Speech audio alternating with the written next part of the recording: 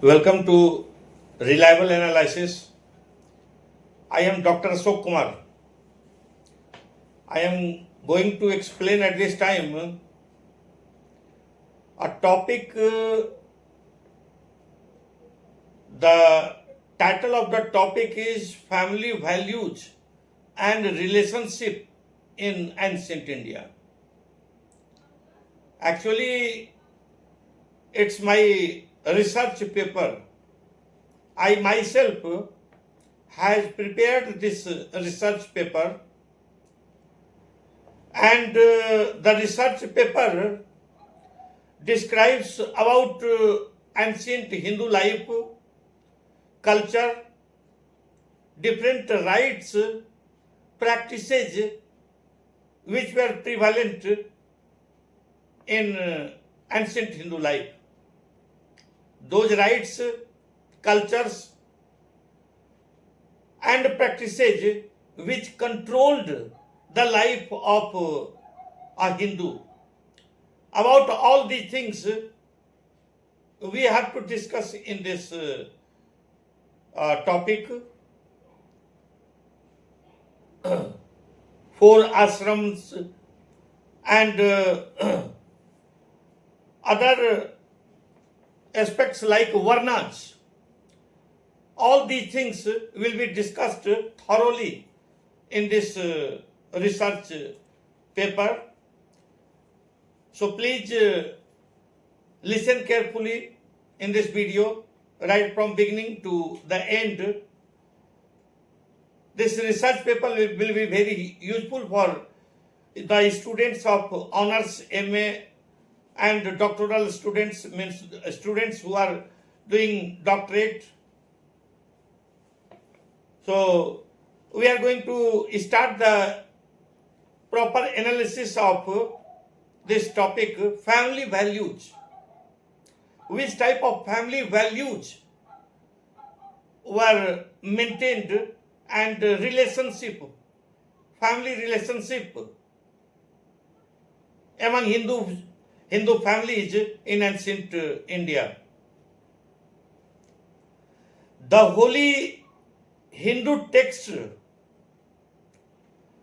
on the subject, means family values and relationship in ancient India, revealed that there were some 40 ceremonies or sanskaras which covered the whole life of a Hindu, from his conception to his death. About all these things, we have to explain in detail. However, I would like to request my friends to subscribe this educational channel. It's completely an educational channel, different types of educational videos you'll find on this channel, Reliable Analysis. So please subscribe this channel and like and share the videos. So as we are explaining, the holy Hindu text on family values and relationship in ancient India revealed that there were some 40 ceremonies or sanskaras which covered the whole life of a Hindu, from his conception to his death. But those which were of great importance were only performed by the respectable Hindus, not by all, while others often ignored as serving no useful purpose.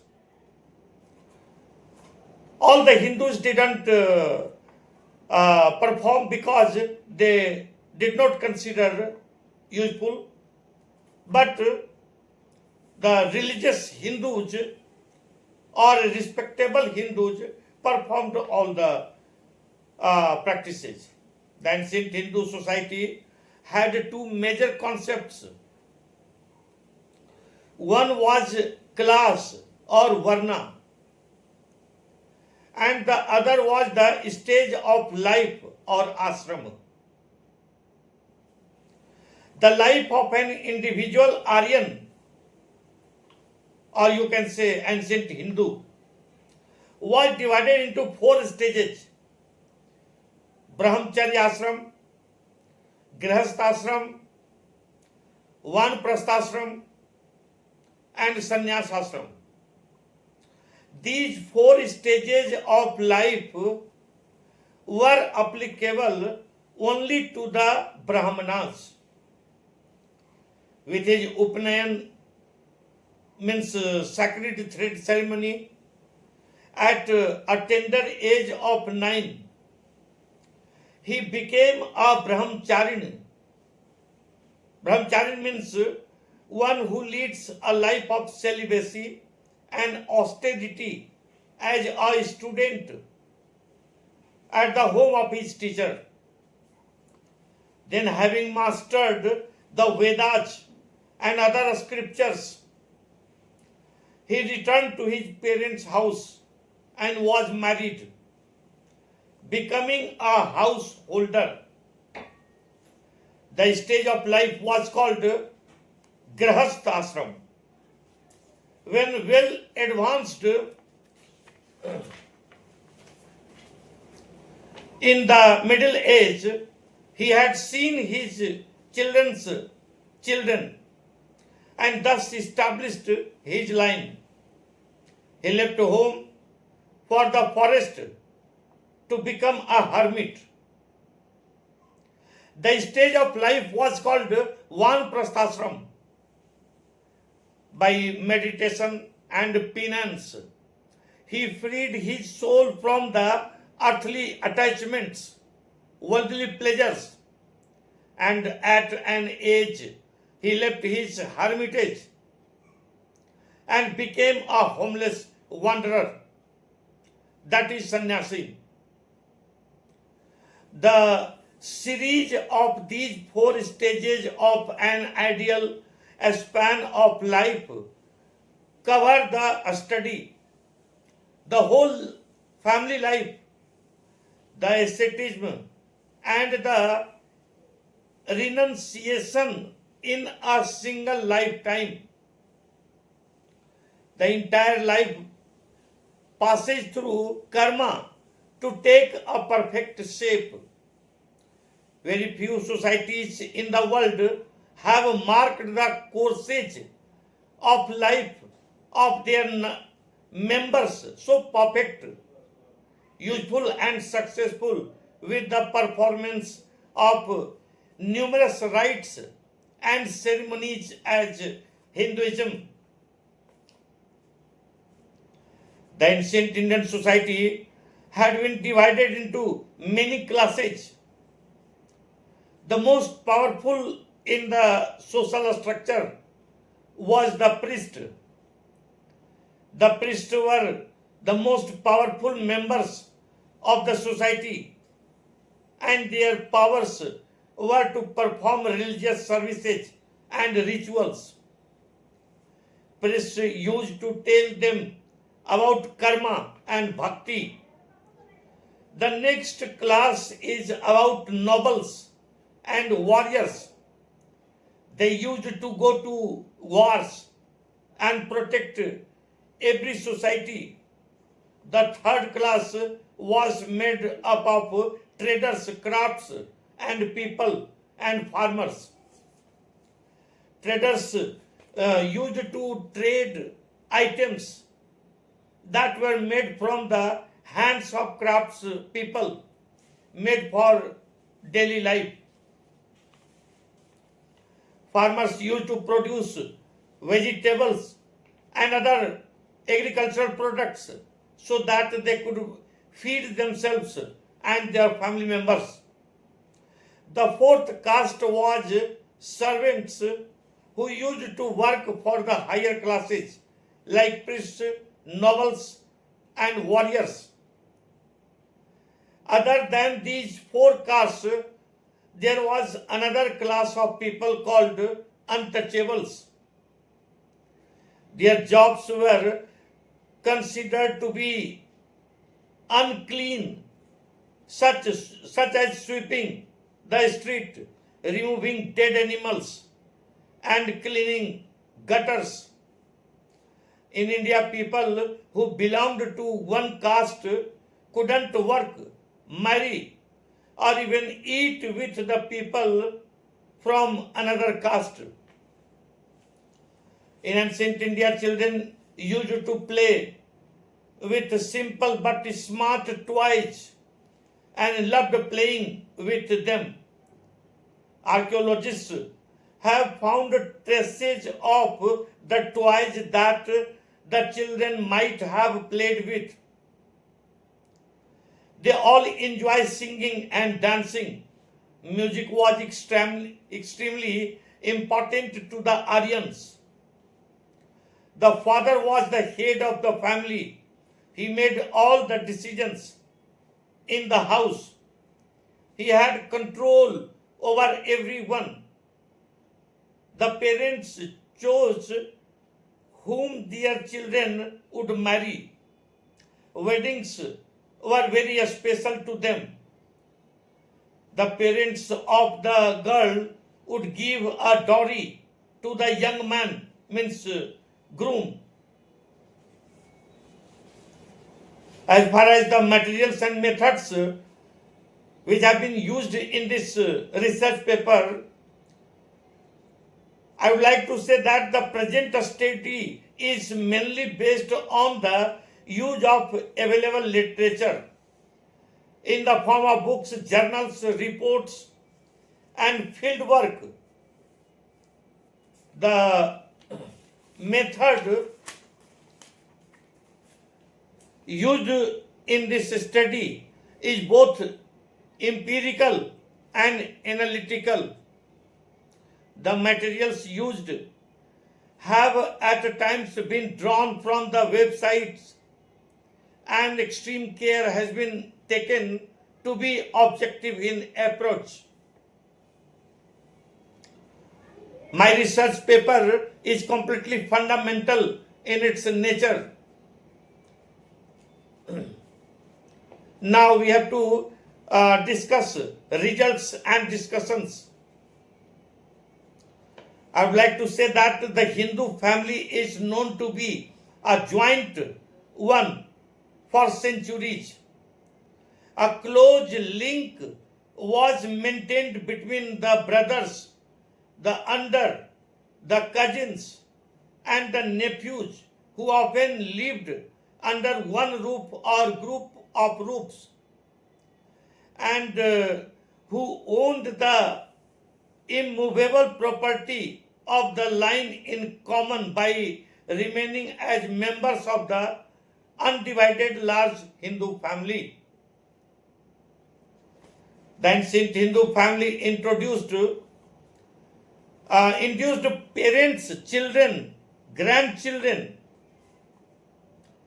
Means ancient Hindu family comprised of parents, children, grandchildren, uncles, and their descendants, the adopted children, a number of servants, and clans. A Brahmana family might as well find room for a number of students who were engaged in lengthy training under the head of the house and were treated as fondly members of the family for about 12 years at a stretch. The group was bound together by Shraddha, the rite of commemorating the ancestors. The group was bound together by Shraddha.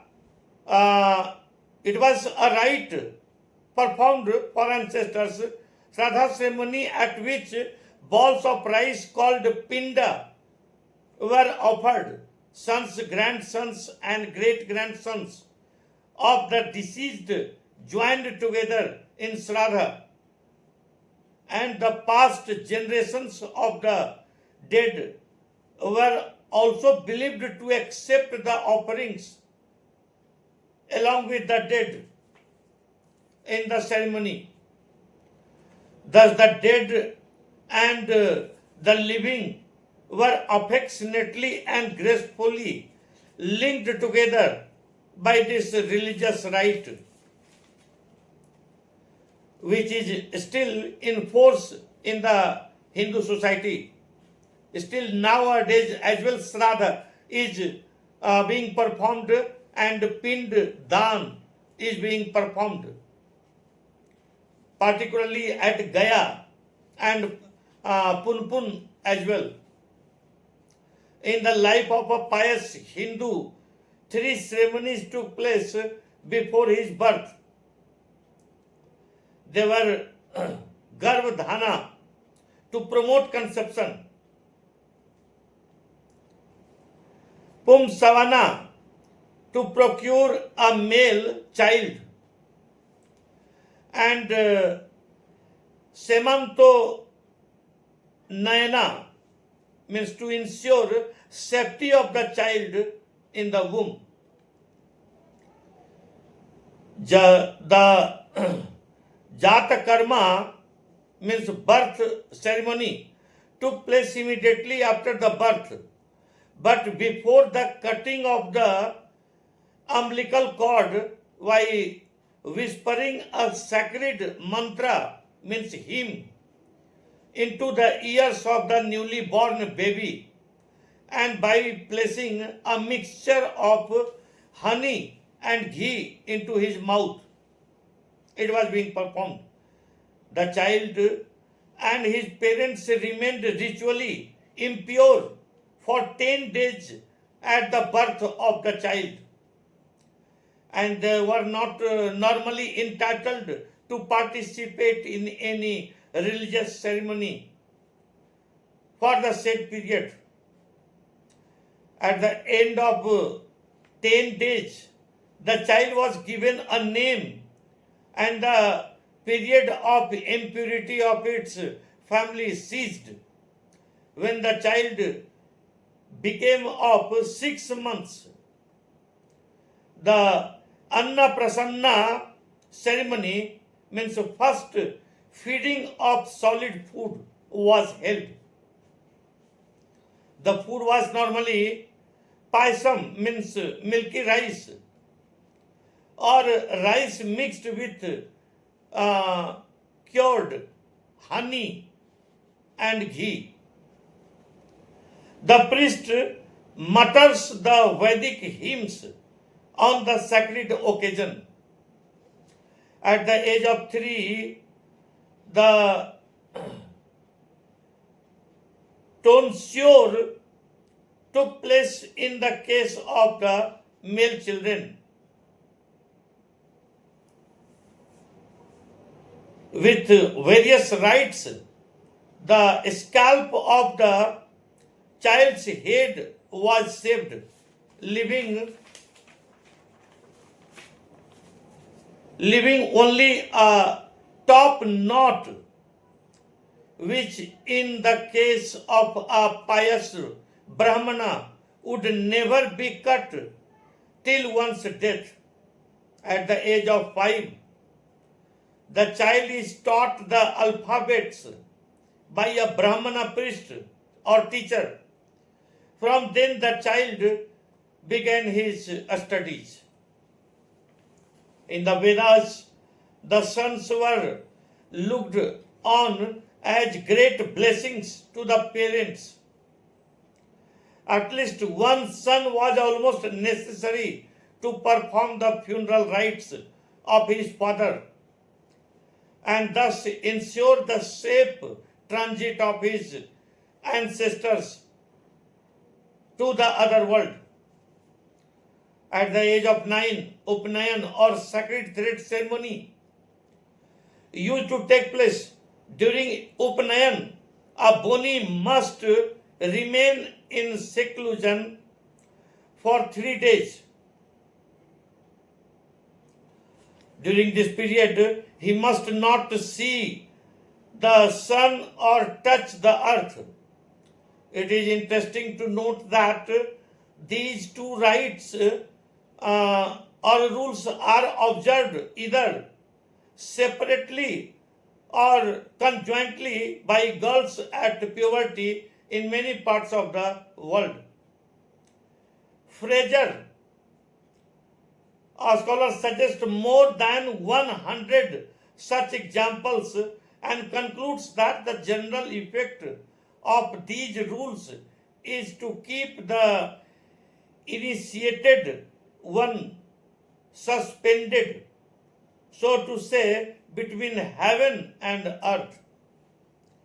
Being shut off both from the earth and from the sun, he or she can poison neither of these great sources of life by his or her contagions. A similar provision prevails at Torres Straits, Papan Gulf, and in many other. The right of hair shaving, which is a prominent feature of the Omahas, Pounds, Dakotas, Pueblos, and other tribes, forms a significant part of the ceremony of Upnayan, according to Fraser. Some races think that the spirit lives in the head, and it is important not to disturb this spirit more than is necessary. As among the Greeks, the hair is itself regarded as the seat of life.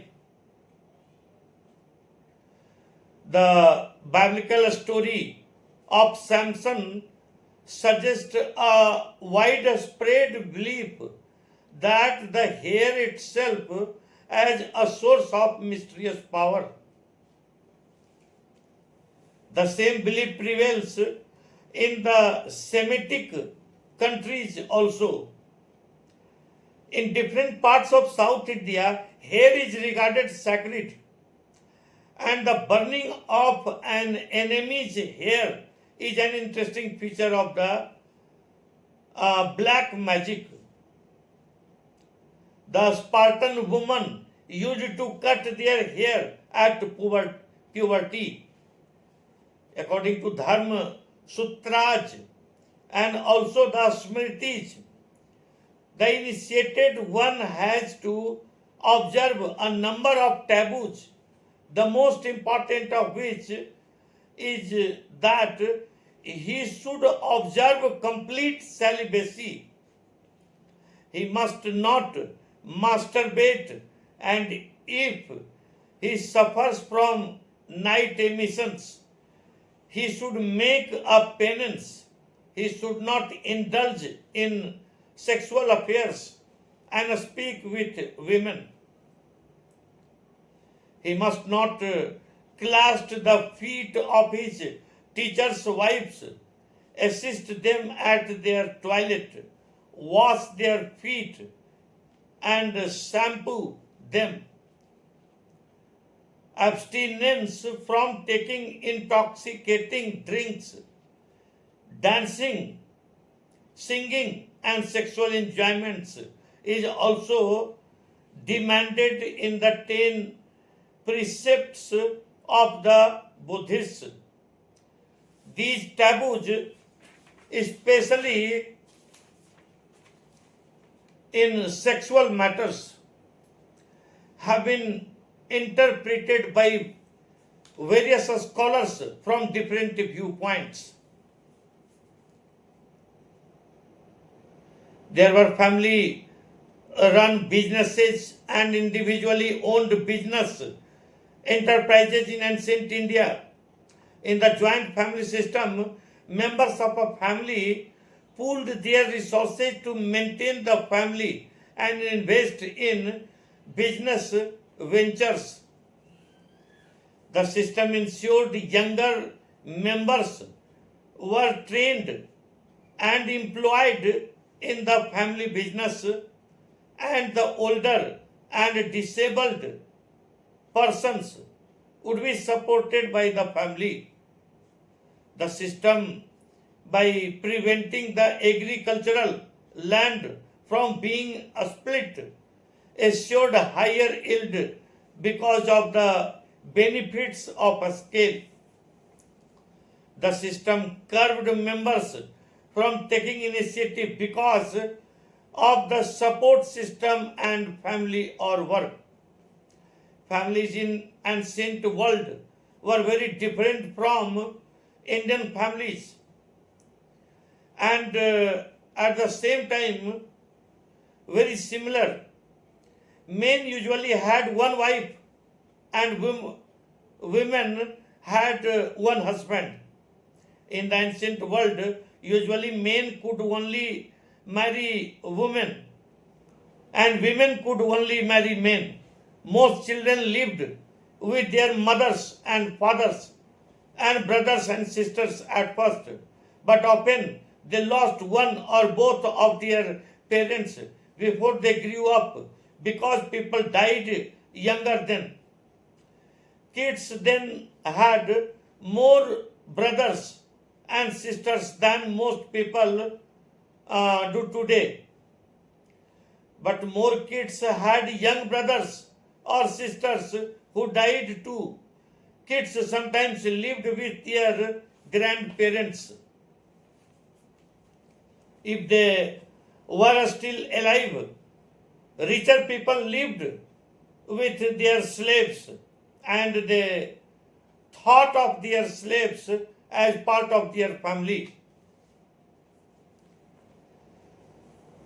From above mentioned facts, it is clear that family values were very high and praiseworthy in ancient India.